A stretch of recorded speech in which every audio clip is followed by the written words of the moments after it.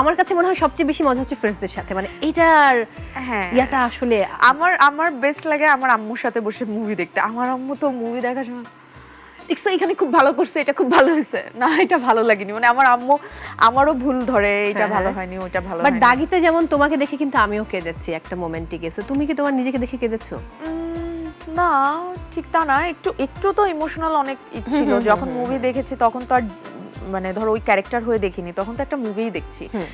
তো আমার কাছে নারী হিসেবে ওই নারীটার যে স্ট্রাগলিং, যে একটা মেয়ের না পাওয়া বা জেরিনের জীবনে এত জীবন যখনই হ্যাঁ। সেটেল হতে চায় তখনই একটা ঝামেলা প্রবলেম চলে আসে।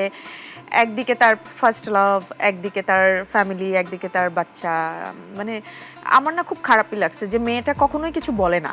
একদম। এবং এখন তো দাগি তো সবাই দেখে ফেলেছে। হ্যাঁ। আমি আসলে ডিরেক্টরকে জিজ্ঞেস করেছিলাম যে আমার খুব খারাপ লেগেছে, বাচ্চাটা আসলে মানে নিশানের হলেই পারতো, মানে লাস্ট আমি এটা কোনোভাবে মেনে নিতে পারিনি। যাই হোক, এটার এই যুদ্ধটা তার সাথে আমার ইন্টারভিউতে হয়েছে, তোমার সাথে না হোক।